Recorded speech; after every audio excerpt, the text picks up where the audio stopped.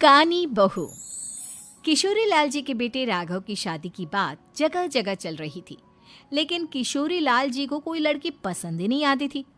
और उसकी एक ही वजह थी, किशोरी लाल जी का लालची होना। उनको लड़की वालों से मोटा दहेज चाहिए था और इसी चक्कर में एक दिन वो एक बहुत पैसे वाले के घर अपने बेटे का रिश्ता लेकर पहुंचे। उस आदमी का नाम था ओम प्रकाश। देखिए किशोरी लाल जी, मेरी एक ही बेटी है और मेरी सारी संपत्ति जायदाद सब कुछ मेरी बेटी नैना का ही है।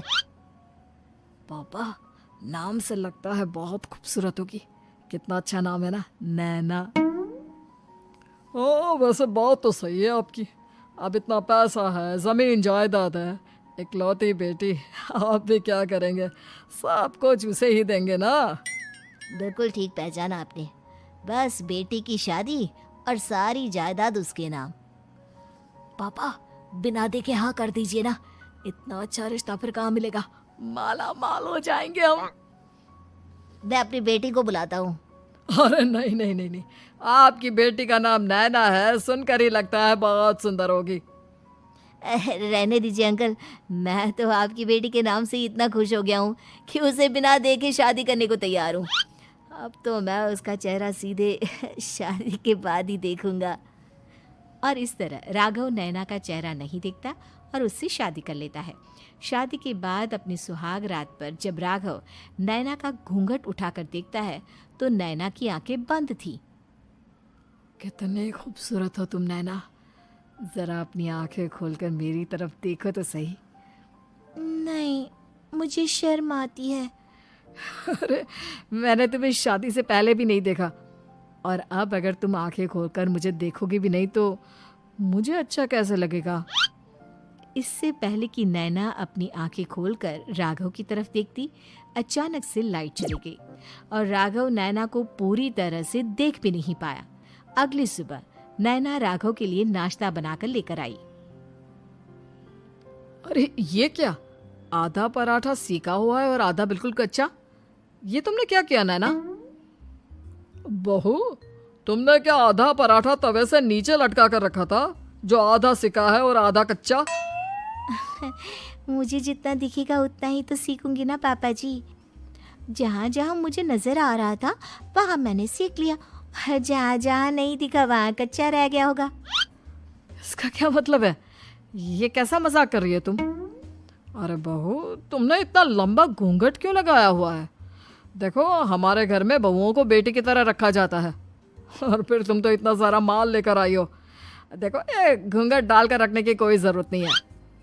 हाँ नैना, पापा जी ठीक कह रहे हैं, तुम तो आराम से रहो, अपना ही घर समझो। नैना अचानक से अपना घूंघट उठा लेती है। अरे ये क्या पापा, नैना की तो एक आंख फूटी हुई है। नाम से नैना, लेकिन ये तो कानी बहू निकली। मेरे साथ धोखा हुआ है। मुझे अभी ओम प्रकाश जी से बात करनी पड़ेगी। आखिर उन्होंने मेरे साथ ऐसा किया क्यों? अरे, आप लोगों ने ही तो पापा से कहा था कि आप लोग शादी से पहले मुझे देखना नहीं चाहते। अब मेरे पापा पर क्यों इल्जाम लगा रहे हैं? अरे लेकिन उन्हें बताना तो चाहिए था ना कि तुम कानी हो, एक आंख से तुम्हें दिखाई नहीं देता। किशोरी लाल और राघव नाराज होकर ओम प्रकाश को अपने घर बुलाते हैं। पापा जी, ये आपने क्या किया? शादी से पहले बताया क्यों नहीं कि नैना की आंखों में परेशानी है?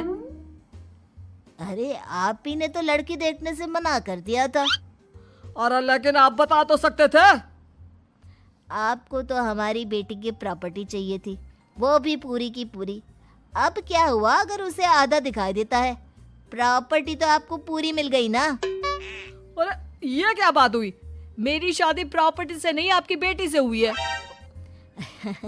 अब ये तो पहले सोचना चाहिए था, तब तो मेरी प्रॉपर्टी देखकर तुम्हारी जुबान लप लपा रही थी। लेकिन मैं कानी लड़की को अपनी बीवी बनाकर नहीं रख सकता। पापा, कुछ करिए ना आप। हाँ, करता हूँ। देखिए ओम प्रकाश जी, आप हमारे साथ ऐसा नहीं कर सकते। और तुम देखो, अगर तुमने मेरी बेटी से शादी तोड़ी ना, तो जो भी प्रॉपर्टी मैंने तुम्हें दी है वो तो पूरी की पूरी वापस ले लूंगा और आधी प्रॉपर्टी तुम्हारी भी लूंगा। अरे मेरी आधी प्रॉपर्टी भला क्यों लेंगे आप? इसलिए क्योंकि मेरी बेटी को आधा नजर आता है और उसकी नजर अभी तक तुम्हारी आधी जायदाद पर ही पड़ी है। अब तुम उसे घर से निकालोगे तो कुछ तो लेकर जाएगी ना। और अगर हम आपकी बेटी को अपने घर की बहू बनाकर रखे तो?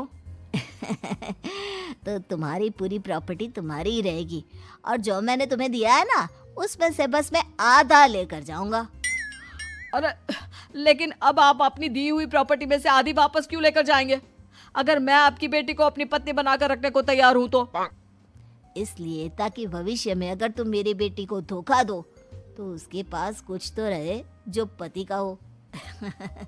वैसे मेरे पास तो बहुत कुछ है, लेकिन अपने पति की कोई निशानी तो उसके पास होनी चाहिए ना।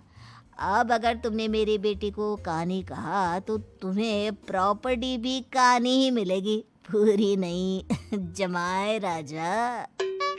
किशोरी लाल और राघव समझ चुके थे कि वो बुरी तरह फंस चुके हैं और अब उनके पास वहां से निकलने का कोई चारा नहीं है।